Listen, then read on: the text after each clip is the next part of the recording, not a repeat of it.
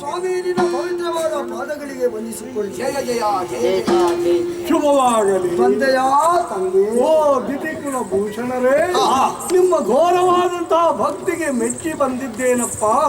ನಿಮಗೆ ಏನು ಬೇಕು ಕೇಳಿಕೊಳ್ಳಿ. ಓ ತಂದೆ. ಬಂದೆಯ ಭಕ್ತ ಬಂಧುಗೆ ಧನ್ಯವಾದವೆಲ್ಲ ತಂದೆ ಕೇಳೆಲ್ಲ ಬಿಲ್ಲಪವ ಮುಂದೆ ಕರುಪಲ ಕೀರ್ತಿ ಹೊಂದಿದ್ದ ಈಶ್ವರಿಯ ಈಗ ಬಾಳುವ ಹದರ ಬೆಸಗೆ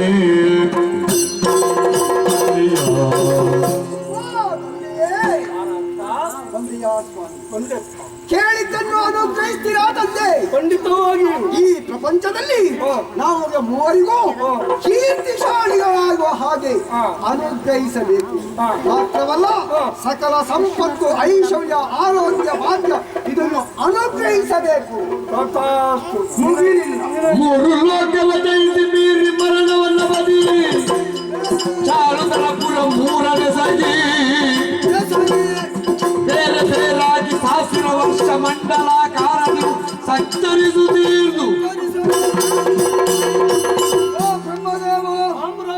ಮೂರು ಲೋಕವನ್ನೇ ಜಯಿಸಬೇಕು ಎನ್ನುವ ಆಶೆ ಉಂಟು ನಿನ್ನಲ್ಲಿ. ಇದಕ್ಕಿಂತ ಮುಂದೆ ಎಷ್ಟೋ ಮಂದಿ ಕೇಳಿದವರಿದ್ದಾರೆ. ಕೇಳಿದವರಿಗೆ ಕೇಳಿದ್ದಕ್ಕಿಂತ ಹೆಚ್ಚೇ ನೀನು ಕೊಟ್ಟವನಿದ್ದಿ.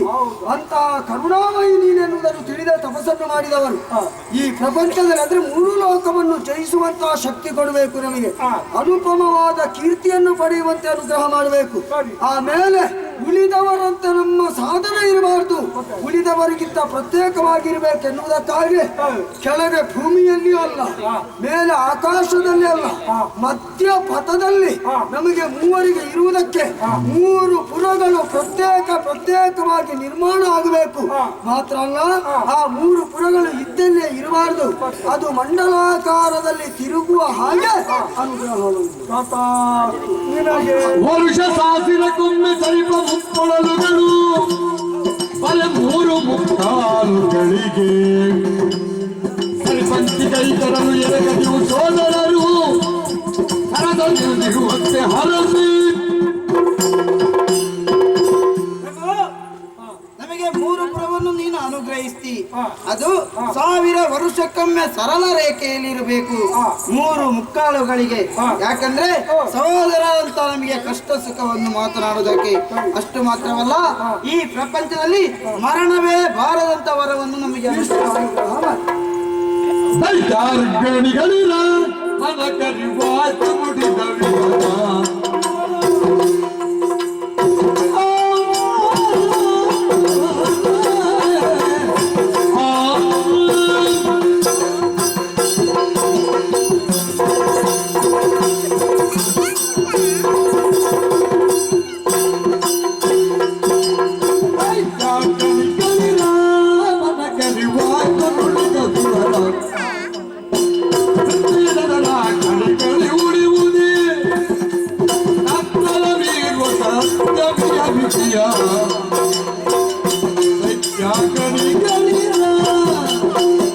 ಮನ ಕರಿವಾಯ್ತು ನುಡಿದ ವಿವರ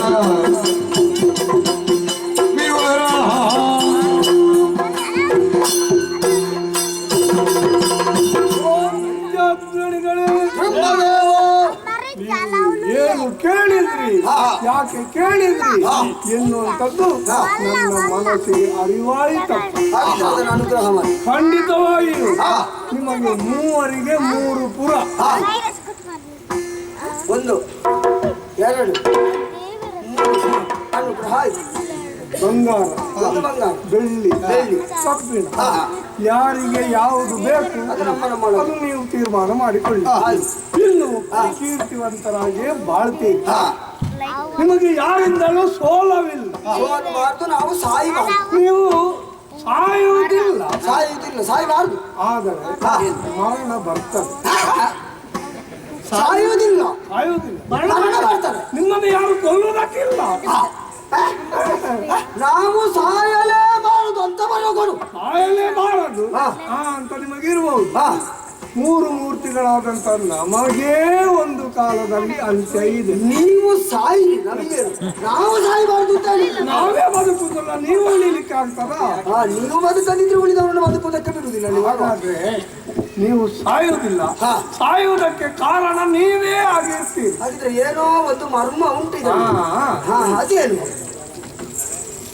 ನಿಮ್ಮ ಮಡದಿಯರ ಪಾತಿವ್ರತ್ಯ ಕೆಟ್ಟಾಗ 1000 ವರ್ಷಗಳಿಗೊಮ್ಮೆ ನಿಮ್ಮ 3 ಪುರಗಳು ಸರಳ ರೇಖೆ ಬಂದಾಗ ಯಾರಾದರೂ ಒಬ್ಬನೇ ಬಂದು ಒಂದೇ ಬಾಣವನ್ನು ಬಿಟ್ಟು ಆ ಪುರಗಳನ್ನು ಸುಟ್ಟಾಗ ನಿಮಗೆ ಮರಣ ಬರ್ತದೆ. ನಾವು ಕೈ ಹಿಡಿದ ಹೆಂಡತಿಯರ ಪತಿವೃತ ಧರ್ಮ ಕೆಟ್ಟಾಗ 3 ಪುರಗಳು ಒಂದೇ ಸರಳ ರೇಖೆಯಲ್ಲಿ ನಿಂತಾಗ ಒಬ್ಬನೇ ವ್ಯಕ್ತಿ ಬಂದು ಒಂದೇ ಶರದಿಂದ 3 ಪುರವನ್ನು ಸುಟ್ಟಾಗ ನಮಗೆ ಮರಣ. ಮದುವೆ ಆಗುದಕ್ಕೆ ಕೂಡ್ತದಂತೆ ನಮ್ಮ ಹೆಂಡತಿಯರನ್ನು ಹೇಗಿಟ್ಟುಕೊಳ್ಬೇಕು ಅಂತ ನಮಗೆ ಗೊತ್ತಿಲ್ಲ. ಅದು ಮತ್ತೆ ನೀವು 3 ಜನ ಕೇಳಿದ್ದಕ್ಕೆ ಇದೊಂದು ಉಚಿತ. ಎಲ್ಲ ಕಡೆಯಲ್ಲಿ ಒಂದು ಕೊಂಡ್ರೆ ಒಂದು ಉಚಿತ, ನಿಮ್ಮಲ್ಲಿ 3 ಕೊಂಡದಕ್ಕೆ ಒಂದು ಉಚಿತ. ಆದಿತ್ತು ದೇವ್ರೆ ಸಾಕು. ಆಯ್ತು, ಹಾಗೆ ಮರಣವೇ ಬರದಾಗೆ ಬರ. ನಮಗೆ ಮೊದಲು ಇಷ್ಟು ತಲೆಬಿಸಿ ಇರ್ಲಿಲ್ಲ, ಈಗ ತಲೆಬಿಸಿ ಮಾಡಿ ಹಾಕಿದ್ರಲ್ಲ. ಸಾಯುವುದು ಯಾವಾಗ ಅಂತ ಗೊತ್ತು ಮಾಡಿದ್ರಲ್ಲ ನೀವು. ಮತ್ತೆ ಜಾಗ್ರತೆ. ಹೀಗೆ ಸಾವು ಬರ್ತದೆ ಅಂತ ಇದ್ರೆ ಆ ದಾರಿಯಲ್ಲಿ ಹೋಗದಿದ್ರೆ ಅಲ್ವಾ, ಸಾಯ್ಲಿಕ್ಕಿಲ್ಲಲ್ಲ. ನಿಮಗೆ ಜಾಗ್ರತೆ ಹೇಳಿದ್ದಷ್ಟೇ. ನೀವು ಸ್ವಲ್ಪ ಅಧಿಕ ಬರಸಾಗಿದೆ. ಒಳ್ಳೇದಾಗ್ಲಿ. ಆಯ್ತು, ಹೋಗಿ. ನಿಮಗೆ ಇಷ್ಟ ಅಲ್ವಾ? ಹೋಗಿ ಸಾಕು.